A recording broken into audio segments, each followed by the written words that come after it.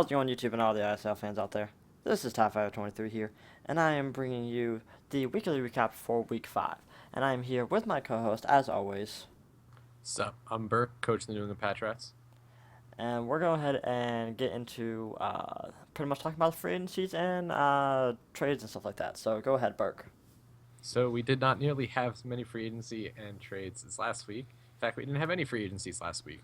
But this week we had Bayleaf Munich trade Crobat to the Carolina Panthers for Diancie. That's all I got for this week. Alright, then. So let's go ahead and talk about the first matchup. So the first matchup that we had was the Atlanta Sharks and Bob going against Burke and the New England Patriots.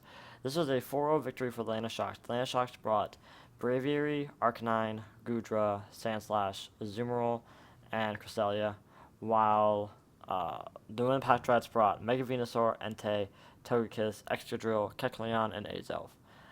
Uh, from what I remember, this was a pretty interesting battle between the two of them. I don't remember exactly the exact details of exactly what happened. I watched the battle once, and it is a little hazy to me right now. But all I can say is that Atlanta Sharks brought their newest, the newest pickup they just got, Braviary, and it got 2 kills and 0 deaths this week. Azumarill picking up 2 more kills, being a big threat as it is, and then Gudra getting a kill, which I think might be the first or second one of the season that it's gotten so far. I don't think it has that many kills so far this season, so it was definitely an interesting battle. Anything to say about it? Yeah, Bob had planned much better for that battle than I had.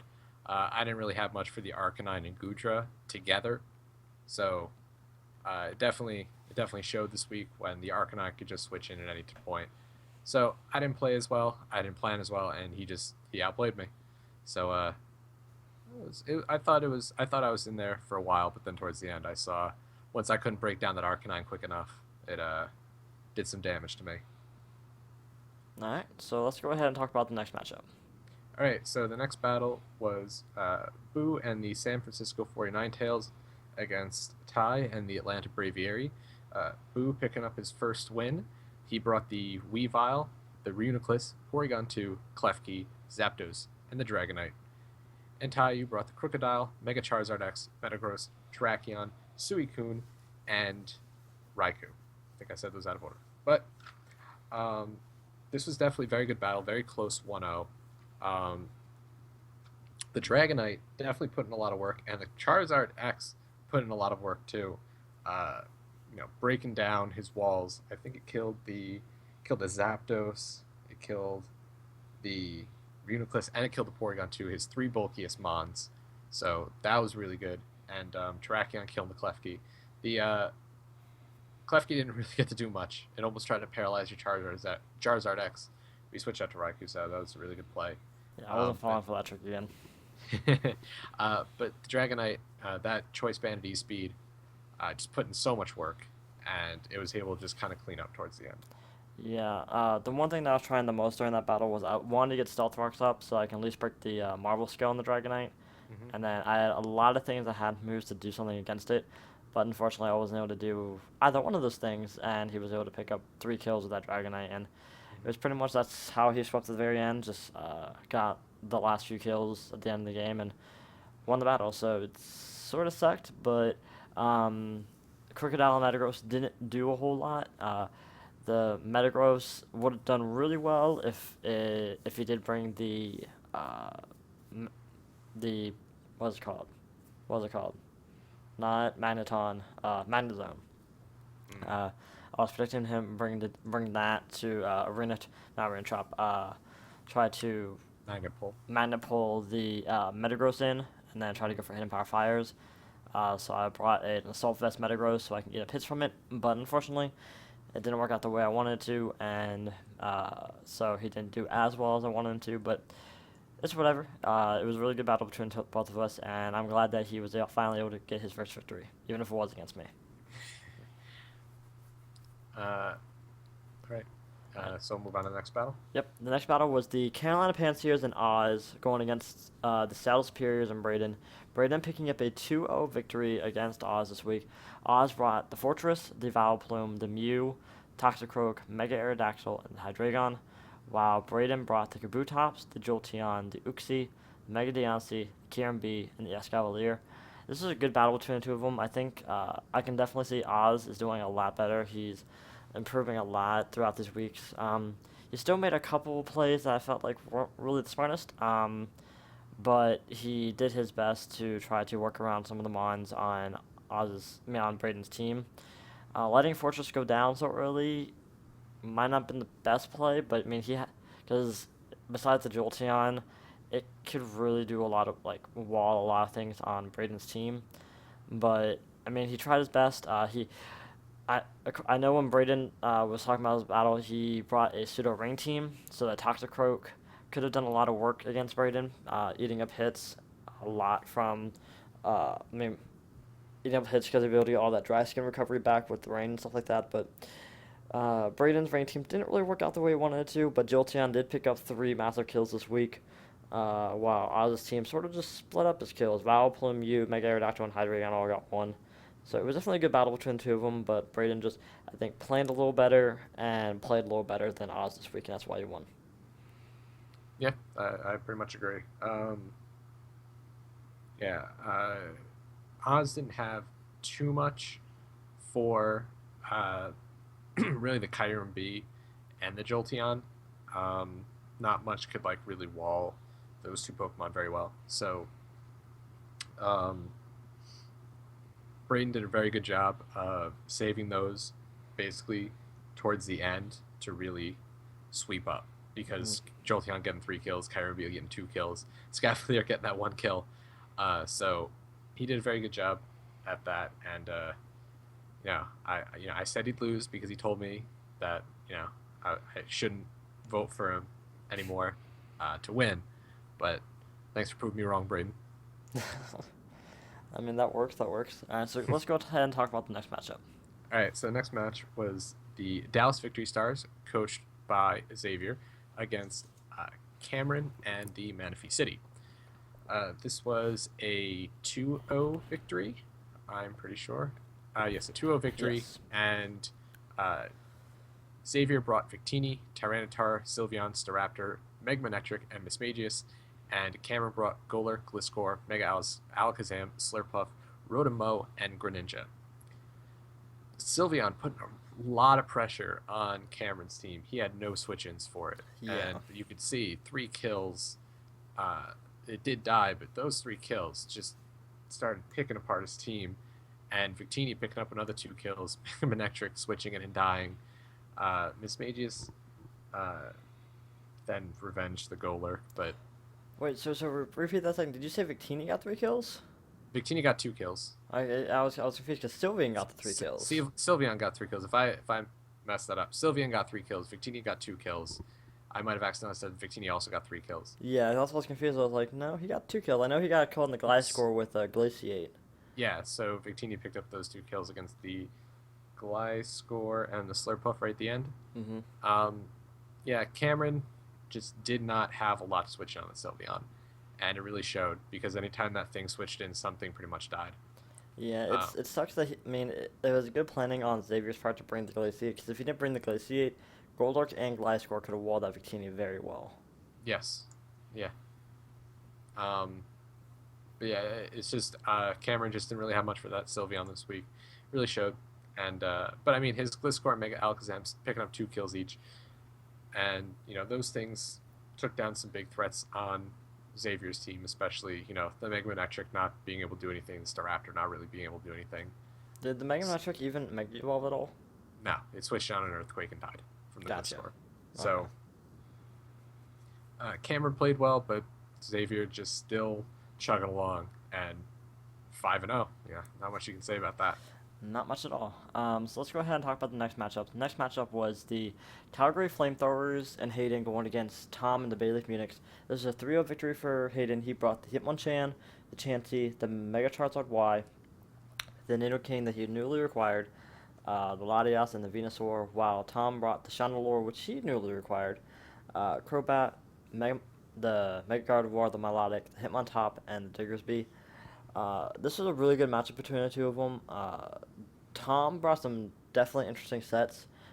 Super Fang Crobat was definitely cool to see. Try to break down that wall that is Chansey. Um, but Hayden was able to do a lot of work with Chansey getting 2 kills, and then Nidoking and Venusaur getting the rest of those kills. Venusaur getting 3 kills this week. That's really impressive. And then Nidoking getting at least 1 kill. I don't remember who all these kills were on. You have all that information. But, I mean, it was definitely a good battle between the two of them. But I, for some reason, it says on here I screwed up on one part. So just ignore the Diggersby saying he got 1 kill. He did not get a kill this week. So ignore that. But other than that, that's yeah. Anything to say about the battle? Uh, no, it was a very good battle. There's like minimal hacks. I know the Crobat missed the Zen Headbutt against the Neo King, but that actually didn't matter Mm. because it wouldn't have done enough damage to kill it. Mega Charizard Y not really doing too much this week. Chansey Toxic stalled out that Hitmontop. It was able to take close combats from that Hitmontop, no problem. Mm-hmm. Toxic stalled away. Venusaur physically offensive with, I think it had, if I remember the set correctly, it was physically offensive with Power Whip, Earthquake, Hidden Power Fire, I think Hidden Power something, and Growth in the Sun. So it was a very good set, and it was able to just right at the end just take out the last of the threats very Yeah. easily. So it was I think, a very solid win for Hayden. I think uh, Tom played very, very well. He's just been, I don't want to say unlucky, because he's been playing against very good opponents, and he just hasn't been able to pick up a win. But he's been every time I watch the match, I think he's been playing fantastic. Oh yeah, So Tom's doing a great job. I think his preparers are really good. He's bringing definitely really unique sets. Like I said, the Super Fang Crobat was really cool to see. He's bringing really good mons and bringing them and doing. He's bringing them for what they're supposed to be doing. And unfortunately, it's just he's going against really tough teams this season and not able to really get around some of these big threats that they have. And like it sucks for him, but hopefully next week he can pick up his first kill, first win, and see what happens. So, well, I'd hope he kills something next week. yeah, I do too. So let's talk about the last matchup. All right, so the last battle was Damon and the Cincinnati Regigigas playing against Jair and the Florida Alligators. Damon picking up a really solid 4-0 win. Damon brought the Rotom Wash, Gardevoir, Garchomp, Donphan, Perugly, and the Porygon Z. Jair brought Amoonguss, Infernape, Mega Altaria, Jirachi, Alomomola, and Tornadus Therian. Um, Damon was just playing very, very well. Gardevoir and Garchomp picking up 5 of the kills. The Jirachi died to Rough Skin, so that doesn't actually count as a kill for the Garchomp. But the Garchomp did kill the. Let's see if I remember. It did kill the Infernape and the Mega Altaria, and I think it was Scarfed. I'm like Yeah, almost certain that it was was a Scarfed. scarf. It was scarfed Garchomp. And Gardevoir just killing the Tornadus T, the Amoonguss, and the Alomomola, and Jair just did not really have much for those two Pokemon to take him down. Mega Altaria was a special variant, and it didn't really do too much because Damon kept putting up the light screen, so it couldn't really, do a ton of damage. I mean, that Hyper Voice still doing a lot to, I think, was it the Perugly, even Mhm. during light screen. Mhm. So it was a good battle. I just think Damon played and planned extremely well this week. Jair didn't do so well. Still kind of dealing with that ground ice weakness. But it was just a really solid win for Damon. So I mean, I do like how Jair did bring 3 of his 4 regenerated core. He brought the yeah, Amoonguss, Alamola, and the Tornadus T that all have regenerator. So I thought that was really interesting. I think that would have done really well. Just maybe not against Damon, who has a lot of threats that can just do so much damage that regenerator won't really matter too much. next thing he just instead of Infernape, he just has to bring the Mian Shao and just have just constant switching. Exactly. It does sort of suck. I think Mega Altaria, if it had light screen up, it probably could have done a lot more damage, Or if it uh, was a physical variant. or that too. Um, And the Jirachi, not really doing that much. The Alamola, not really doing that much. Like, a lot of these mons didn't really do a whole lot. Um, I would have loved to have seen Purgly get a kill, but I understand that Garchomp and Gardevoir had to get the majority of those kills because they were, I guess, the two most offensive mons on this team. So, Mhm. but anything else you want to say about any of these week matchups before we head on to the MVP race? I just think all the matches this week were pretty good, and you know, I think we have some still unfortunate 0-5s, but I think they'll be able to pick up And we still at do least have the. our two 5-0s, so And we still have two 5-0s, so we're gonna see maybe next week. maybe we'll never know. But let's go ahead and talk about the MVP race. So, Mega Charizard Y, sorry, Mega Charizard Y, coached by the Calgary Flamethrowers, is still in the number one spot. It only gained one death this week, but it's still 10-2. Well, now it's 10-2 with a +8 differential.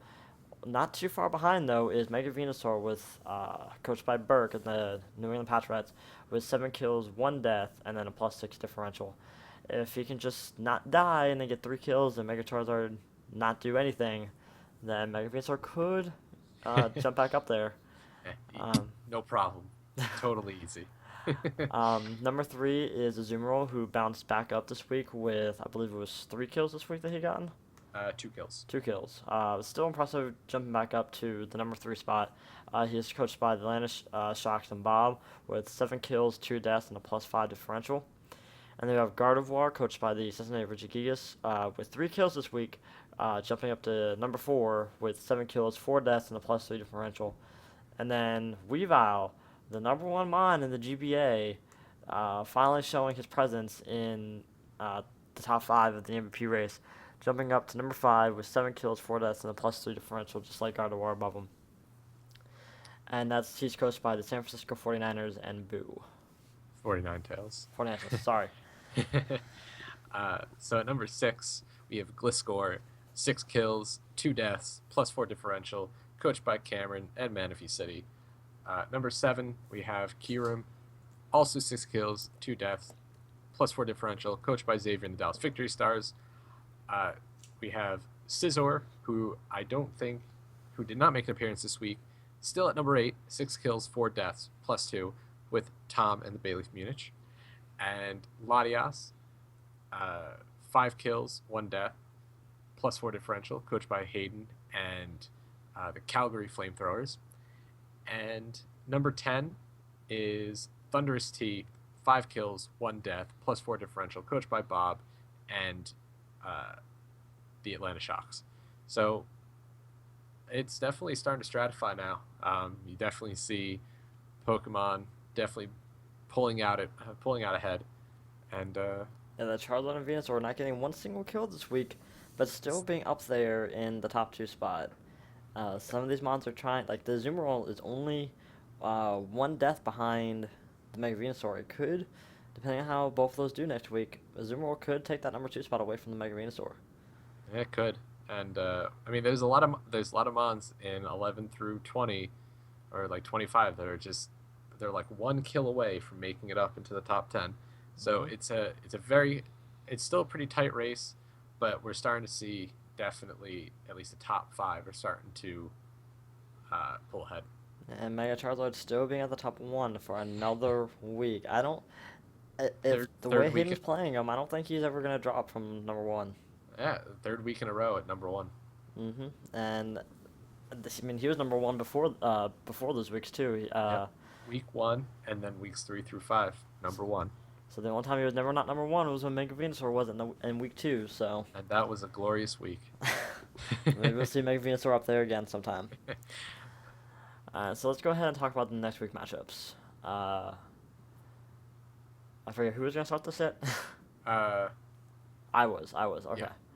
yeah. No, you were. No, I was gonna start. Yeah, you were. All right, so I guess we'll just. So the first match next week is actually two teams that have really good records. It is Bob and the Atlanta Shocks, who is currently 4-1, versus Damon and the Cincinnati Regigigas, which is 5-0. This is a very tough match to call. Both have been playing very well. Both have been planning very well. However, I am I think seeing how Damon has been playing and preparing week in and week out, I am going to give it to Damon. I think he's just been such a dominant force this season so far, and I think he's going to continue it. I mean, that's understandable. I'm actually going to go the opposite way. Every time we think that Bob is going to lose to a really powerful team, he ends up winning. Except for his one loss, he's pretty much won against when everyone thought you were going to beat him, he won. So I feel like he will plan really well and play really well, and I think it's a big underdog story for him trying to go against Damon here. But I think he's going to come out with a victory for this one and end Damon's undefeated streak. It's a pretty big. Uh, that'll be a pretty big week if Damon actually loses. It really will be. The next matchup, though, is a true underdog story. We have Dallas Victory Stars, who are still 5-0, going against an 0-5 team, a team who has not won a single match yet, with Oz and the Carolina Panthers. This is going to be an interesting matchup to see how Oz plays against one of the top seeds right now in the league with Xavier. Unfortunately, the way that Oz is playing, he is improving with his team building and his playing, but I don't think he's at the point where he can beat someone who's just dominating with things like Victini and Sylveon and Mega Manetric and Miss Magius and stuff like that. So I'm going to have to give it to Xavier for this week. Yeah, I'm gonna have to agree with you. He doesn't. I don't see Oz having many switch-ins for Xavier's biggest threats like the Victini, like the Staraptor. He just doesn't have those switch-ins, and I think if Xavier just utilizes his biggest threats on his own team, he is gonna come away with victory this week. I just gotta say, Oz, try to run a max physically defensive Mew. You might be able to live a hit from it. And then he runs special. Yeah, and then it's like, oh, well, I'm just gonna OHKO this real quick. Uh, All right, so the next battle next week is Boo and the San Francisco 49 Tails against Jair and the Florida for Alligators. This is another hard battle to call for me because Boo finally picked up his first victory, and Jair still he's on his third loss in a row, and you know maybe maybe Boo is looking to even up the score and go to 2-4 and bring Jair down to 2-4. It's a hard battle. But I am gonna go with the Florida for Alligators this week. I think they are definitely going to try to turn their. He's going to try to turn his streak around and pick up another win, go back to 50-50. And I just think Jair has enough threats for Boo's team that is going to be hard for him to deal with. However, Boo does have the Weavile, and we all know Jair's team is kind of weak to ice. So I think it can go either way, but I'm going to give the edge to the Florida for Alligators. I mean, people were saying that Jair is the Hank of the ISL. He well, just doing all right at first, and then lost 3 matches in a row. And I feel like he'll come back and do really well this last 5 weeks. So I'm gonna agree. Even though that Boo has big threats in Zapdos and Weavile and that Dragonite. I feel like Jair can plan out really well to go against it. The Dragonites can be a big problem for them, though, just like the Weavile. Those two monsters can be the biggest threats to him because Choice Banded Dragonite, Choice Banded Weavile, Choice Scarf, I don't want this to, and they can still hit like a truck. Mm-hmm. So not Hayden. Jair has to play really, really well and play around those two so enough that he can take them out before they do any big damage to his team. If he can do that, I think he can win this match. All right. All right, so the next matchup that we have is the New England Patriots and Berk going against Cameron and the Manaphy City. So this is going to be an interesting matchup. The New England Patriots coming off a unfortunate loss to Bob this week, while Cameron is also coming off of a loss to the Dallas Victory Stars. But their records are not that bad, compared to each other. You just have a victory while he has an extra. You have an extra victory while he has an extra loss.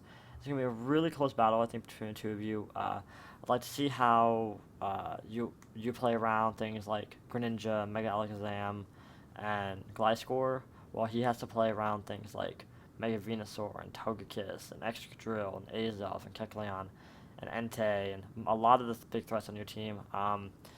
Never thought you'd have to play around Kecleon. The way I've seen you use Kecleon, he has to play around that. I mean, it's going to be the battle between Greninja and Kecleon. Who's the better Protean user?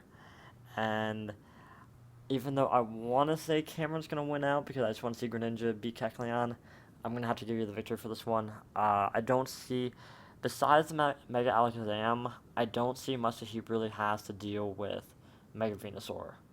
Um, and he so does I, have the Talonflame, and he, that will. he does have the Talonflame, but he hasn't brought it much this season. So we'll see how well he does it. If you, but I feel like you can play around it so that your Mega Venusaur doesn't have to be in on the Talonflame or the Mega Alakazam, and I think you'll just have a better matchup against him, and I think you'll pull out for the victory for this one. Yeah. The only thing I'm going to say is, this was during my interview. This was the match I was looking most forward to this season. I'm really looking forward to it, and it's going to basically be the battle between the hyper offense and the god awful bulk, and we're gonna see which wins, bulk or the really fast offense. So it's gonna be a lot of fun, and I'm really really looking forward to it. All right. And the next battle is the Atlanta Braviary, coached by Ty, versus Hayden and the Calgary Flamethrowers. Um, Again, I think it's going to be a good battle, but Hayden, like a few other teams, has just been after that first loss week one. He's just been exceedingly dominant throughout this entire season, and he's coming off uh, a pretty big 3-0 win against Tom. And unfortunately, Ty, I'm gonna have to give Hayden the edge in this battle. I think he's just been planning and playing so well. You've been planning and playing well too, but I think he's got it this one. That's fine. Understandable. Alright, so the next matchup that we have is the Braden and Seattle Superiors versus Tom and the Bailey Munichs. This is going to be an interesting battle. Braden has been playing really, really well. Like you said, he's one of those teams that, even though he has two losses, he still somehow comes back and wins another matchup. He loses a match, then wins one. Loses a match, then wins one. But he's been this past week where he got a big 2-0 victory over Oz. He played really well. The Jolteon and Karen B are two major threats on this team, and I feel like he's probably gonna pull out the victory for this one. Just because Tom has been playing very well. He's been planning and playing very well. I just until I can see him pull out a victory, it's very hard for me to say he's gonna win just due to the fact that for some reason under RCS, he just does not want Tom to win a single matchup. And I feel like for this week, I'm just going to be the exact same thing. I think Braden's going to come out with a victory for this one. Well, I'm gonna disagree with you. We I have to at think some point. Well, I think we disagreed on some of them, but I'm gonna disagree with you. I'm gonna say Tom wins this one. I don't remember which week, but I said Tom was gonna win probably like week 4, and I want to see Tom win. I want to see he's been playing really well, and he's just not had the luck on his side to win, and I really want to see him win. So sorry, Braden. I don't know. I don't think he still.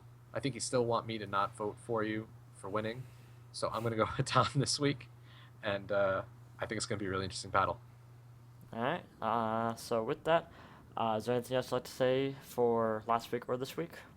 No, I think this. I think it's gonna be a really good week for battles. That, that's for sure.